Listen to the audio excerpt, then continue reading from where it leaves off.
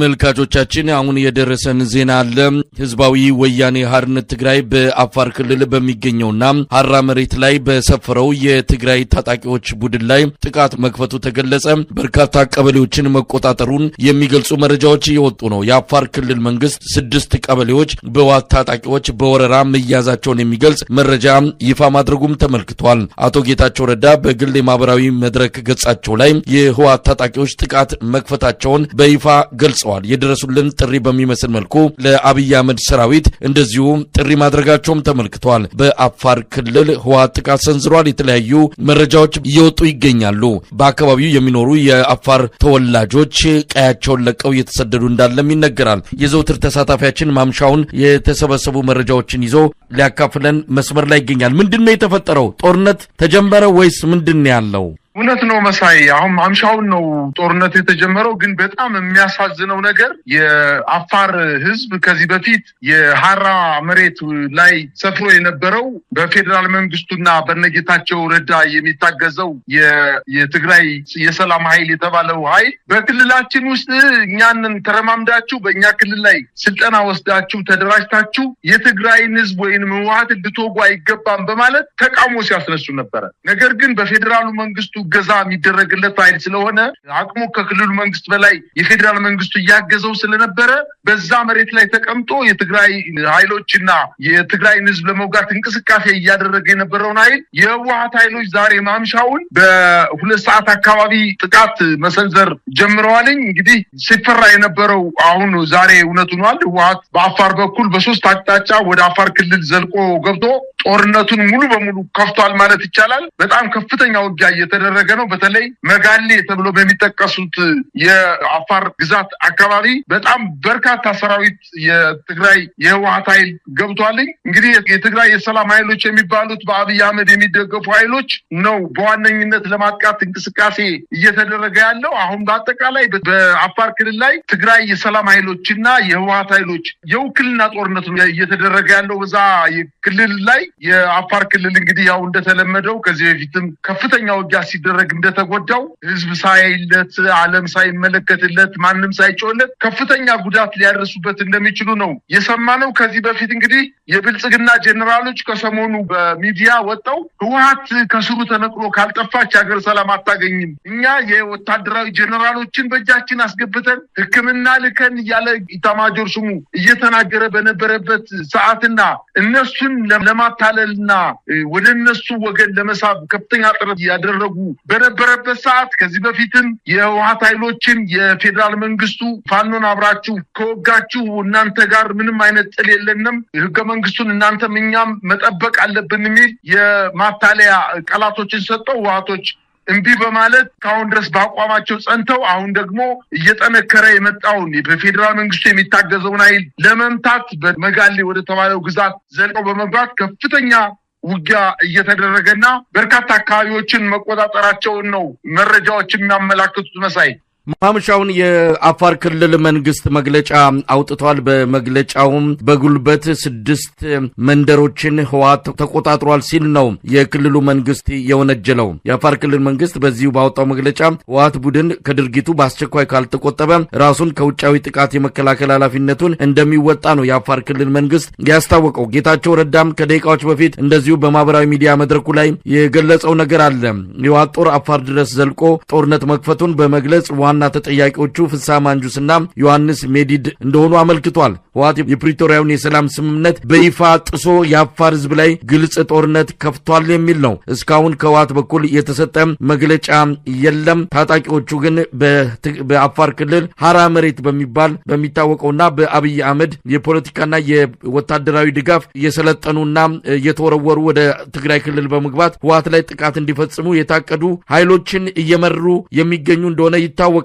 በዙ 23 በዲሽቃ በሞርታርና በሌሎች ከባድ መሳሪያዎች የታገዘ ጥቃት ነው ህወሓት ፈጸመ የተባለው። ምናልባት ይሄ ጦርነቱ ተጀመረ ወደሚል ድምዳሜ ሊያደርስ ይችል ይሆን? እንደዚህ አይነት አንዳንድ ግጭቶች ነበሩ የሚተኮስ ከዚህም ከወዲያ ወዲህ አንዳንድ የተኩስ ልውውጦች ከዚህ በፊትም ነበሩ። ከዛ የተለየ ነው ማለት እንችላለን እንዴ መሳይ? በጣም በትግራይ አሁን እኮ በአፋር ክልል ላይ ረጅም ስፋት ያለው የመጋሌ የሚባለውን አውራጃ ነው ህወሓት ኃይሎች ወደ ውስጥ ዘልቀው ዘልቀው በመግባት በተለይ በሰላም ኃይል በሚባሉት የትግራይ የተገነጠሉ እና ጌታቸው ረዳ የሚመራቸውና በአጠቃላይ በፌዴራል መንግስቱ ድጋፍ የሚሰጣቸው ኃይሎችን ነው በዋነኝነት ለማጥቃት እንቅስቃሴ ያደረጉት። ከዚህ በፊት እንደሚታወቀው መሳይ የአፋር ክልልም ይሁን የስምረት የሚባለው ፓርቲ ጌታቸው ረዳ የሚመራው ስምረት የሚባለው ፓርቲ መግለጫ ቢሰጡ ከነሱ ቁጥጥር ውጭ ነው። ምናልባት እነሱ በሞራልም በሐሳብም ድጋፍ ሊሰጡላቸው ይችላሉ እንጂ ይሄንን ኃይል በዋነኝነት እያደራጀ ያለው የፌዴራል መንግስቱ በሰሜን አካባቢ ህብረተሰቡ በሰላም እንዳይኖር በጦርነት ለረጅም ጊዜ እርስ በርሱ እየተሻኮተ እንዲኖር ለማድረግና በመሀል ሀገር ያለውን የፖለቲካ ወንበሩን አስጠብቆ ለመቀጠል በሰሜን አካባቢ ያሉ ኃይሎችን እርስ በርሳቸው በማጋጨት ከፍተኛ የሆነ ሴራ ጠንሶ እንቅስቃሴ እያደረገ እንደሆነ አሁን የህወሓት ኃይሎች እየገባቸው ይመስለኛል። መሳይ በታስታውስ ከሆነ በፕሪቶሪያ ላይ ስምምነት ከተደረገ በኋላ የህወሓትና የፌዴራል መንግስቱ ስምምነት አድርገው በተፈራርመው እንደተመለሱ ትጥቃቸውን በተወሰነ ጊዜ የመጀመሪያ የነፍስ ወከፍ መሳሪያቸውን ያወርዳሉ። ከዛ በኋላ ደግሞ የቡድን መሳሪያዎች እና ከባድ መሳሪያዎችን ያስረክባሉ የሚል ስምምነት ከሰጡ በኋላ የተደራዳሪው የፌዴራል መንግስቱን ወክሎ የተደራደረው ሬድዋን ሁሴን እኛ ከሌሎች ክልሎች በተለየ ሁኔታ የነፍስ ወከፍ መሳሪያና የቡድን መሳሪያዎችን አናስወርድም፣ የትግራይ ህዝብ ራሱን መጠበቅ ስላለበት ብሎ ወደ እነሱ ለመሳብ ከፍተኛ ጥረት አድርጎ ነበር። ነገር ግን የህወሓት ኃይሎች ከፌዴራል መንግስቱ ጋር አብሮ መስራት የማይቻልበት ደረጃ ላይ እንደደረሱ ጠንቅቀው ስላወቁ ኃይላቸውን በደንብ አድርገው ሲያደራጁ ከቆዩ በኋላ አሁን በዋናነት የመከላከያ ኃይል ድክመት ባለበት አካባቢ ጥሰው በመግባት በጣም በርካታ ቀበሌዎችን መቆጣጠር ችለዋል። በእርግጥ በዛ አካባቢ አሁን የፌዴራል መንግስቱ ምላሽ የሚሰጥበት አቅም የለውም።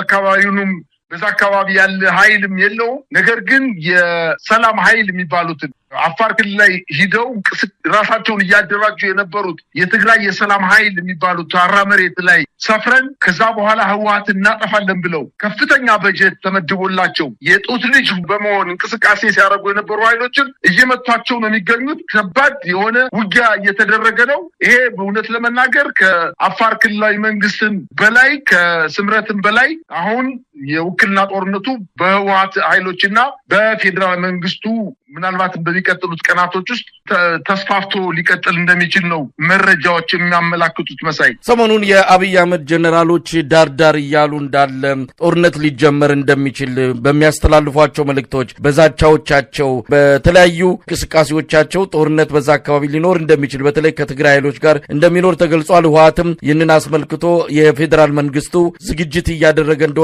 ከትላንት በስቲያ ባወጣው መግለጫም አስታውቋል። ስለዚህ የጦርነት ዳመና አንዣቧል። አንድ በሰብአዊ መብት ላይ የሚሰራ ተቋም እንደዚሁ በሁለቱ ኃይሎች መሃል ያለው ፍጥጫ ወደ ጦርነት ሊያመራ ከጫፍ ደርሷል ሲል አስታውቆ ነበር። ያ እንግዲህ አሁን ለይቶለት ጦርነቱ ፈንድቷል ማለት የሚቻልበት ደረጃ ላይ የደረሰ ይመስላል።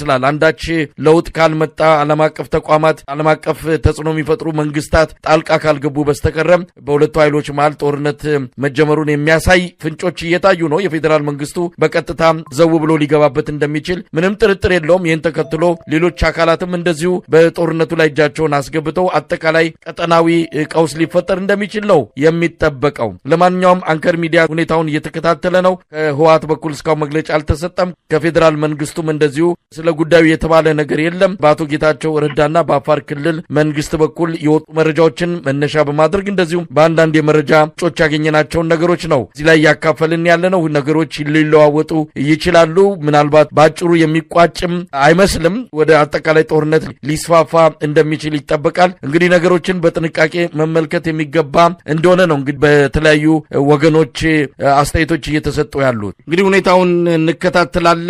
የአፋር ክልል መንግስት በጉዳዩ ላይ የሰጠው መግለጫ አለ። ወደ 2 ሰዓት ከምሽቱ አካባቢ ጥቃት ተሰንዝሮብናል፣ ብዙ ሰዎች ተጎድተዋል፣ በአፋር አርብቶ አደሮች ላይ ነው ጥቃቱ የተሰነዘረው የሚል ነው። ህወሓት ይሄ ዜና እስከምናስተላልፍና መረጃውን አጠናቅረን ለህዝብ እስከምናቀርብበት ሰዓት ድረስ ስለ ጉዳዩ የተናገረው ወይም ያስተላለፈው ይፋዊ መግለጫ የለም። እንከታተላለን። በጣም ነው ማመሰግንህ። እኔም አመሰግናለሁ።